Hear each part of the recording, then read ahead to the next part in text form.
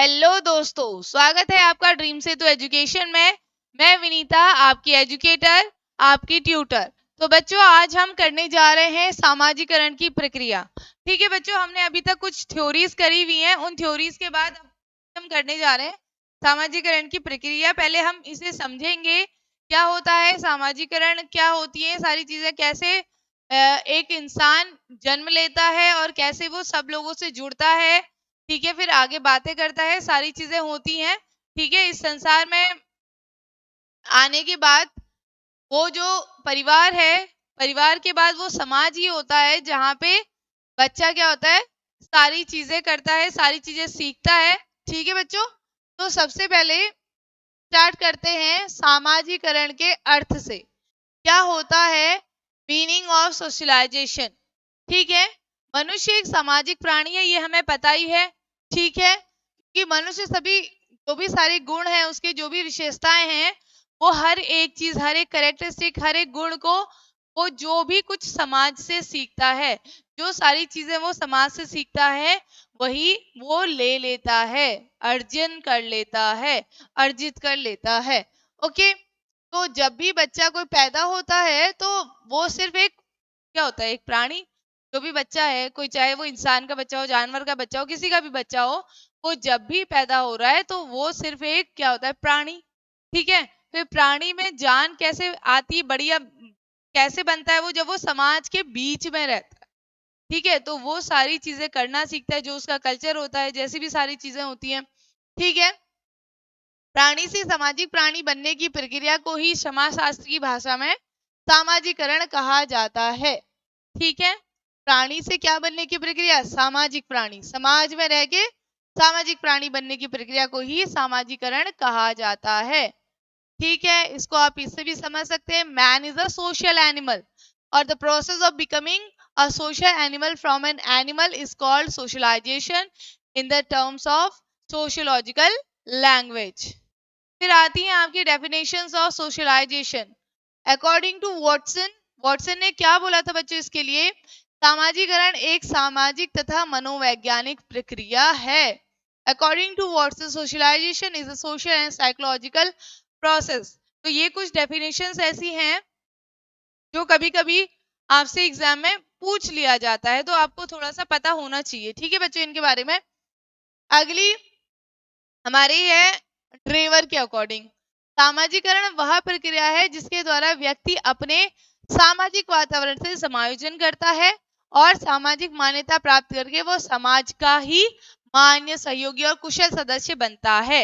यानी कि क्या कह रहा है, socialisation is a process by which the individual adopts his social environment and becomes a recognized, cooperative and efficient member of the environment। अब क्या है, ड्राइवर साहब यही बोल रहे हैं आपके कि जब सोशलाइजेशन की प्रोसेस से क्या हो रहा है, कोई भी इंडिविजुअल है जो भी अपने एनवायरनमेंट से अडेप्ट कर रहा है, ले रहा है, तो उसके बाद ही वो उस ऑर्गेनाइजेशन का मेंबर बन गया। मतलब वो अब क्या बन गया, ऑथराइज मेंबर हो गया। जब उसने सारी चीजें सीख ली, सारा कुछ वैसा ही करना स्टार्ट कर दिया, तो वो अब उस ऑर्गेनाइजेशन का एक रिकॉग्नाइज मेंबर हो गया, ये कह सकते हैं हम। कॉपरेट हो गया, एफिशिएंट मेंबर हो गया। ठीक है, अगली आती है रॉस के अनुसार, सामाजिकरण सहयोग करने वाले व्यक्तियों में हम की भावना का विकास करता है और एक साथ कार्य करने की इच्छा तथा क्षमता में वृद्धि करता है। बच्चों, यहाँ पर रॉस ने जो बात कही है बेटा, ये सबसे ज्यादा इंपॉर्टेंट है। इसका एक पॉइंट वो है हम की भावना। बच्चों, कई बार ये क्वेश्चन आ जाता है, हम की भावना वाला क्वेश्चन। ठीक है, तो आपको क्या होना चाहिए, पता होना चाहिए हम की भावना क्या है। ठीक है, तो सहयोग करने वाले व्यक्तियों में हम की भावना का विकास करता है। ठीक है, और जिससे कि एक साथ कार्य करने की इच्छा और क्षमता में वृद्धि होती है। दूसरी चीज, इसी को हम यहाँ पे ये कह देते हैं वी फीलिंग। इंग्लिश में इसके लिए वर्ड है वी फीलिंग, हम की भावना। ठीक है, इसके बाद अगला आगे चलते हैं, सामाजिकरण की प्रक्रिया, प्रोसेस ऑफ सोशलाइजेशन। हमें पता ही है, क्योंकि मनुष्य क्या है, एक सामाजिक प्राणी है। वो अपनी सारी नीड्स को, हर एक चीज को, जैसे वो समाज में जन्म लेता है, जो भी सारा कुछ करता है वो वैसे ही सीखता है, उसका डेवलपमेंट वैसे ही होता है।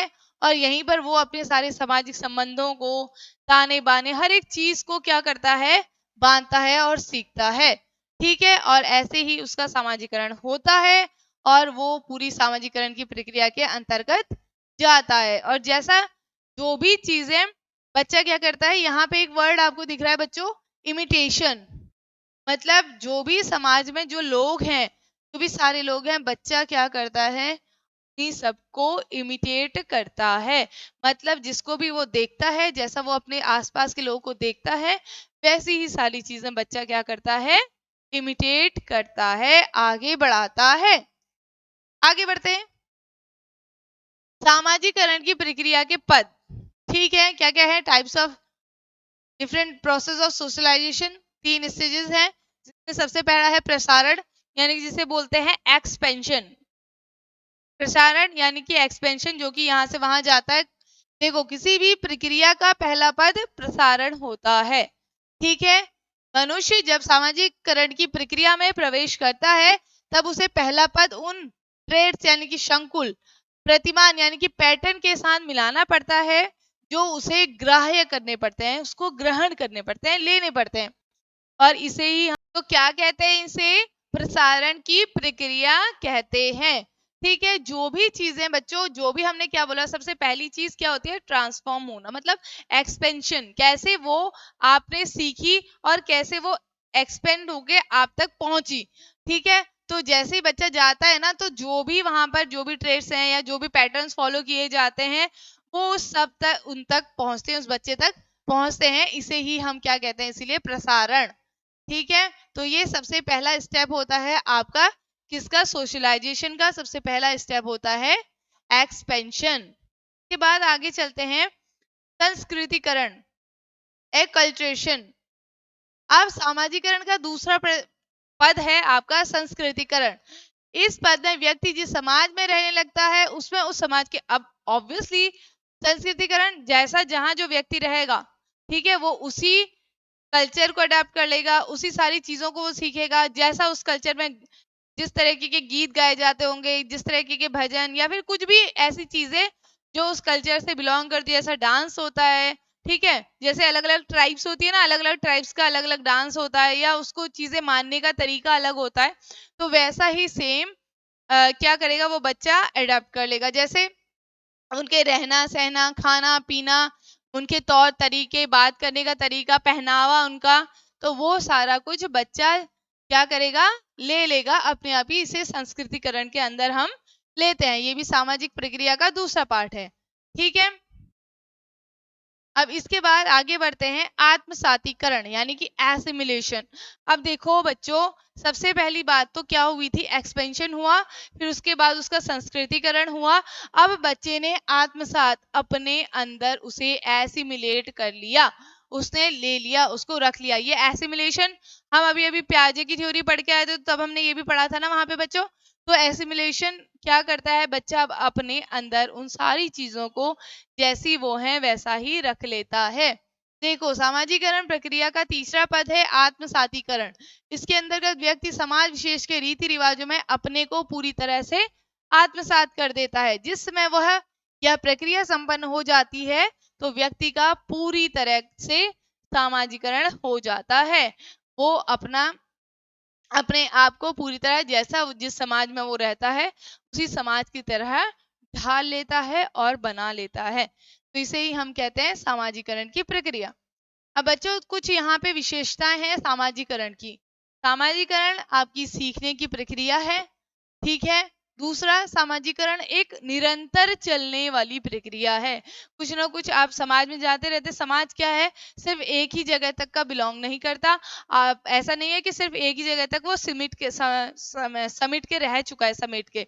ऐसा ऐसा है कि वो आप जहां जहां जाते हैं, आप अब जब तक आप अपने लोगों के बीच में थे, अपने ही जैसे, तो तब तक आप उस कल्चर को मानते हैं, उस चीजों को समझते हैं। जैसे आपने थोड़ा सा क्या करना, एक्सप्लोर करना, इधर उधर जाना और सीखा, स्कूल गए, स्कूल से और दूसरे स्कूल गए, उससे फिर बड़े स्कूल गए, फिर आप कॉलेजेस गए, तो आप और चीजों को एक्सप्लोर किया, दूसरे धर्मों को भी जाना, उसको भी सीखा। तो ये आप कुछ ना कुछ निरंतर किसी न किसी को आप सीखते ही रहते हैं। सामाजिकरण की प्रक्रिया सापेक्षिक होती है। सामाजिकरण में सांस्कृतिक तत्वों को आत्मसात किया जाता है। अभी अभी मैंने बताया जो भी सांस्कृतिक जो भी कल्चरल हमारी चीजें होती हैं उन सबको आत्मसात किया जाता है। संस्कृति का हस्तांतरण होता है। बच्चों देखो हस्तांतरण वर्ड यहाँ पे इंग्लिश में इसके लिए बोला जाता है through the process of socialisation culture is transferred. अब हस्तांतरण से मतलब क्या है, जो भी हमने क्या किया है अपनी संस्कृति को आत्मसात किया है, अपने अंदर धारण किया है, वो सारी चीजें आपकी क्या होती हैं, हम अपनी अगली पीढ़ी को सौंपते हैं। जो भी चीजें हमने अपने पहली वाली जनरेशन से लिया, जैसे अपने पेरेंट्स से हमने जो भी सारी चीजें सीखी हैं वो हम अगली पीढ़ी को देते हैं। तो ऐसे ही आपका कल्चर जो है उसका क्या हो जाता है, ट्रांसफर होता रहता है। अब बच्चों सामाजिकरण के कुछ आपके प्रमुख अभिकरण हैं। देखो अब ये अभिकरण में आपकी क्या क्या चीजें हैं। सबसे पहली बात हम देखेंगे परिवार। सबसे बड़ी और सबसे ज्यादा जो भूमिका रहती है सामाजिकरण में वो हमारे परिवार की भूमिका रहती है। एक छोटा बच्चा जब भी पैदा होता है तो पैदा होने के बाद वो सबसे पहले किसके साथ रहता है, अपने परिवार के साथ। जो भी आदर्श मूल्य और जो भी सारी चीजें वहां पे उसे सिखाई जाती हैं वो उसका परिवार ही होता है। फिर धीरे धीरे जब वो परिवार से बाहर निकलता है तो वो कहाँ जाता है बच्चों, अपने आस पड़ोस में। जो भी आस पड़ोस के लोग हैं, जो आस पड़ोस में सारी चीजें हो रही हैं, अब बच्चा उन चीजों को सीखने लगता है। फिर पड़ोस पड़ोस से अब वो कहाँ जाता है, समुदाय, जो उसकी कम्युनिटी है, जो आसपास के लोग हैं, ठीक है, जो भी जिस कम्युनिटी से वो बिलोंग करता है, तो अब बच्चा उसमें गया तो अब बच्चा अपनी खान पान रहन सहन जो भी कल्चर है, जैसे सारे फंक्शंस होते हैं, शादी वगैरह वगैरह जो भी सारी चीजें होती हैं, उन सारी चीजों में पार्टिसिपेट करना सीखता है, कैसे सारी चीजें होती हैं ये सीखता है। फिर आ जाता है आपका इस समुदाय के बाद खेलकूद। अब खेलकूद अलग अलग स्पोर्ट्स में, दुनिया भर के स्पोर्ट्स में बच्चा पार्टिसिपेट करता है, ठीक है। इन स्पोर्ट्स में पार्टिसिपेट करने की वजह से बच्चा बहुत सारी चीजों को क्या करता रहता है, अडेप्ट करता रहता है और सीखता रहता है, ठीक है। कैसे, क्योंकि खेल कूद जो भी है उसमें सबसे बड़ी चीज है समाजीकरण के लिए बहुत जरूरी, वो है कि खेल से आप कभी भी जीत की भावना से नहीं खेलना है, खेल की भावना से खेल खेलते हैं। तो यहाँ पर जो चीज आप सीखते हैं सहयोग, एक दूसरे का सहयोग, हेल्प करके कैसे काम करना है, हेल्प करके कैसे आगे बढ़ना है, इस चीज को सीखते हैं। इसके बाद आता है नातेदारी समूह। जो भी आपके ऐसे रिश्ते नाते ब्लड रिलेटिव जो भी होते हैं उनसे भी आप अपने कल्चर के बारे में चीजों को अडेप्ट करते हैं, सीखते हैं। फिर आता है आर्थिक स्तर। अब बच्चों जनरली हमने एक चीज नोटिस किया है, जो भी आर्थिक इकोनॉमिक स्टैंडर्ड जो भी होता है लोगों का, वो भी काफी हद तक सामाजिकरण के लिए एक मुख्य कारक होता है। देखो जो बच्चा है एक अच्छी इकोनॉमिक कंडीशन के साथ में हुआ है, एक दूसरा बच्चा है जो जिसकी इकोनॉमिक कंडीशन अच्छी नहीं है, तो जो एक सहनशीलता की भावना होती है, सहनशीलता, वो सहनशीलता जो की इकोनॉमिक कंडीशन जिसकी अच्छी नहीं है उस बच्चे में थोड़ा सा ज्यादा होती है, उस रादर देन दूसरा बच्चा। क्योंकि उसके अंदर क्या होता है, वो सारी चीजों को उसने क्या करना सीख लिया, सहन करना सीख लिया है। उसको अगर भूख भी लगती है तो वो एकदम से उस चीज के लिए कहेगा नहीं, बोलेगा नहीं, भूख को वो सहन कर जाएगा, ठीक है। हालांकि क्या होता है जनरली उनमें इंफीरियोरिटी कॉम्प्लेक्स आ जाता है। ये इंफीरियोरिटी कॉम्प्लेक्स थोड़ा बहुत इकोनॉमिक लो इकोनॉमिक कंडीशन होने की वजह से आ जाता है, ठीक है। अब आ जाता है विद्यालय। विद्यालय तो भैया सबसे मेन कारक में से एक कारक है, क्योंकि विद्यालय में ही बच्चा जाके सारी चीजों को क्या करता है, ग्रास्प करता है, सीखता है। अलग अलग culture, society, community, religion, caste, हर एक जगह से क्या आता है, वहां पे बच्चे आते हैं, जिससे वो क्या सीखते हैं, धर्म संभाव, आपस में एक दूसरे से प्यार करना, अनेकता में एकता जैसी चीजों को बच्चे सीखते हैं। फिर इसके बाद जाति आ गई। जाति भी उसी का हिस्सा हो जाती है कि किसने अलग अलग डिफरेंट डिफरेंट कास्ट्स में कैसे हमारी सोसाइटी को बांटा हुआ है, ठीक है। उसी के अकॉर्डिंग सारी चीजें हो रही हैं। फिर आ जाते हैं आपके आयु समूह, मतलब सेम क्या उसको अब पता चलता है कि छोटे उससे कुछ बच्चे छोटे भी होते हैं, कुछ बड़े भी होते हैं, ठीक है, कुछ बूढ़े होते हैं, हर हर एक एज फैक्टर वाले लोग वहां पे मौजूद होते हैं। अन्य प्राथमिक समूह और फिर उसके अलावा कोई दूसरे ऐसे छोटे-छोटे ग्रुप्स हो सकते हैं जिसमें बच्चा खेलता है या जिनके साथ में अलग-अलग क्लास से डांस करना या ये सारी चीज़ें बच्चा करता है, तो ये भी आपके अलग-अलग ग्रुप्स के अंदर हम इसे ऐड कर सकते हैं। तो ये थे बच्चों कुछ आपके सामाजिकरण के प्रमुख कारण। इसमें अब बच्चों एक और इम्पोर्टेंट चीज है, सामाजिकरण में अध्यापक, एक टीचर की क्या भूमिका होती है, क्या इम्पोर्टेंस होती है, क्या रोल होता है एक टीचर का अब सामाजिकरण में। देखो, टीचर जो है सबसे पहली बात, कभी भी उसको डिस्क्रिमिनेशन नहीं करना है, विभेद नहीं करना है, चाहे वो बच्चा किसी भी कहते हैं रिलीजन से बिलोंग करता हो, किसी भी धर्म, जाति, संप्रदाय किसी से भी बिलोंग करता हो, जेंडर, इसके सापेक्ष में बच्चा कभी भी टीचर को क्या नहीं करनी है, किसी भी बच्चे के साथ में डिस्क्रिमिनेशन नहीं करना है। ठीक है, तो इसमें सबसे पहला पॉइंट है बच्चों आपका संस्कृति का संप्रेषण। क्या है सबसे पहला पॉइंट? संस्कृति का संप्रेषण। कैसे एक संस्कृति का संप्रेषण होता है, ठीक है, ट्रांसमिशन होता है।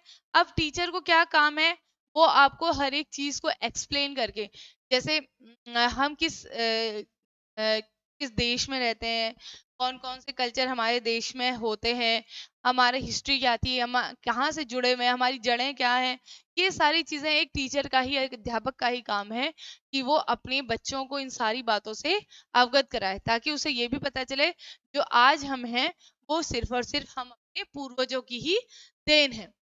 सामूहिक कार्यों के लिए उत्साहित करना। बच्चा कभी भी स्कूल में अगर आप पढ़ने के लिए गए हैं तो ये कभी भी नहीं होगा कि आप अकेले ही किसी गेम को खेलें, अकेले ही कोई चीज करें। ठीक है, वहां पर एक स्कूल है तो स्कूल हमेशा किसी भी चीज को स्कूल में क्या होता है, ग्रुप में लेके करना पड़ता है। हर एक चीज को आपको क्या करना है, ग्रुप में, समाज में, मतलब बच्चों के आप गेम भी ऐसे खेलते हैं, कबड्डी खेलो, खो खो खेलो, जिसमें जो आपके एक क्या होते हैं, ग्रुप्स बने रहते हैं, उन ग्रुप्स में डिवाइड करके आपको क्या कहते हैं, दुनिया भर के अलग अलग गेम्स खिलाए जाते हैं। ठीक है, अंतः सांस्कृतिक भावना का विकास, डेवलपमेंट ऑफ इंटरकल्चरल फीलिंग। अब बच्चे के अंदर अलग अलग दुनिया भर की जो भी अलग अलग संस्कृतियां हैं, सारी संस्कृतियों को एक मानना, किसी को भी अलग से विभेद करना नहीं सिखाना है। टीचर का काम है कि वो हर एक बच्चे को ये चीज सिखाए कि भैया जो हर एक धर्म क्या सिखाता है, बस प्यार करना सिखाता है, कोई भी धर्म किसी से दुश्मनी करना नहीं सिखाता है, हर एक का काम सिर्फ और सिर्फ प्यार करना ही है। ठीक है, तो ये टीचर का ही काम है अंतः सांस्कृतिक भावना का विकास करना। दूसरा आता है माता पिता और अध्यापक का सहयोग, पेरेंट्स टीचर कोऑपरेशन। अब टीचर ही एक क्या होता है ना, बच्चे और पेरेंट्स के बीच में एक कड़ी का काम करता है। ठीक है, जो चीजें हैं अब क्या करना है, वो बच्चे को पेरेंट्स पेरेंट्स के हिसाब से भी उन्हें क्या करना है, उसको सहयोग दिलवाना है पेरेंट्स से भी, और खुद भी बच्चे को क्या करना है, सहयोग देना है हर एक चीज को समझने में। अब बच्चा क्या कर रहा है, हर एक चीज जाके टीचर क्या कर सकता है, पेरेंट्स को बता सकता है, और पेरेंट्स आपके सामने आके कि हाँ हमारे बच्चे को ये सारी चीजें दिक्कत है या प्रॉब्लम है, तो वो जाके चीजों को वहां क्लियर कर सकते हैं। तो आपस में कोऑपरेशन होना चाहिए पेरेंट्स और किसका, टीचर का। अगला पॉइंट है स्कूल की परंपराएं। देखो, हर एक स्कूल होता है, उसके कुछ अपने ट्रेडिशंस होते हैं और उन ट्रेडिशंस को फॉलो करना बहुत ज्यादा जरूरी होता है। अब आप चला दो कि अपना ही अलग चल रहा है, तो ऐसा नहीं होता। पर्टिकुलर स्कूल में प्रेयर होती है तो प्रेयर कराई जाएगी, क्विज वगैरह होते हैं या दूसरी आपको न्यूज पढ़नी है या कोई भी ऐसी चीजें हैं, या फिर कई सारे जैसे हमारे राष्ट्रीय पर्व हैं उनको मनाना है। ठीक है, तो ये कुछ ऐसे स्कूल के ट्रेडिशन होते हैं जिनको फॉलो करना बहुत ज्यादा जरूरी होता है, और एक टीचर ही है जो उनको बताएगा कि भाई हाँ हमें ये सारी चीजें करनी चाहिए, ये हमें समाज से जोड़ती हैं। अब जैसे सामाजिक आदर्श, अब टीचर को सबसे पहली चीज कोई भी बच्चे को सिखाने या समझाने से पहले टीचर का काम है कि वो उस चीज को अपने आप में कैसे लागू करता है। ठीक है, अगर टीचर उस चीज को अपने आप में लागू नहीं कर सकता, अपने आप में नहीं समझा सकता, तो वो जब तक बच्चों के लिए एक आइडल की तरह काम नहीं करेगा तो बच्चे उसकी चीजों को गंभीरता पूर्वक नहीं लेंगे, सीरियसली नहीं लेंगे। तो हमेशा एक टीचर का काम है कि वो सोसाइटी में एक आदर्श रूप में रहे, कि बच्चे क्या करें, उसको अपना आइडल माने और उसकी जो भी सिखाई गई बातें हैं उसको अपने अंदर ले। और हेल्दी ह्यूमन रिलेशंस, ऐसा नहीं होना चाहिए कि भैया टीचर जा रहा है और सबके साथ में उसके चल रहा है, मतलब यहाँ झगड़ा हो रहा है, वहां झगड़ा हो रहा है, किसी से पढ़ नहीं रही, या कहीं कुछ चल रहा है, कहीं कुछ चल रहा है। ऐसा नहीं होना चाहिए। टीचर को हमेशा ऐसा होना चाहिए कि हर एक चीज के साथ बैलेंस बिठा के।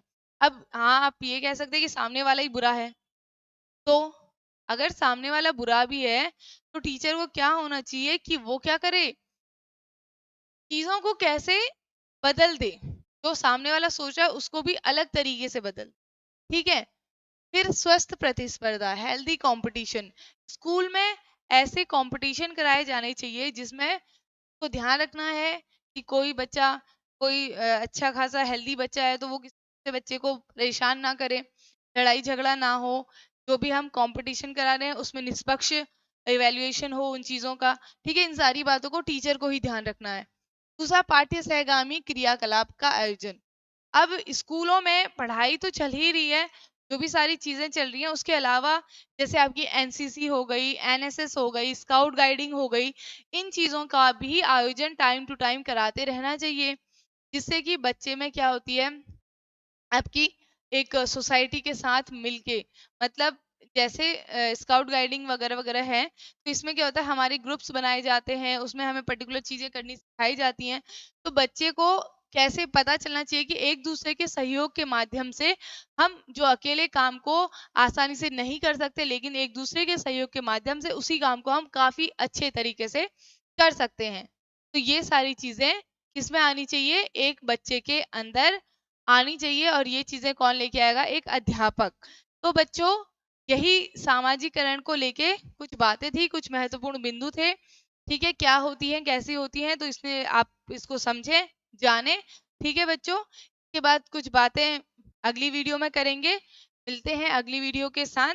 तब तक के लिए आप देखते रहिए ड्रीम सेतु एजुकेशन, और प्लीज मेरे चैनल को लाइक करें, शेयर करें और सब्सक्राइब करें, और जो बगल में बेल आइकन है उसको दबा दें, ताकि मेरा नोटिफिकेशन जैसे ही आपके पास, सीधे आते ही वीडियो आपके पास नोटिफिकेशन पहुंच जाए और आपको कोई दिक्कत ना हो।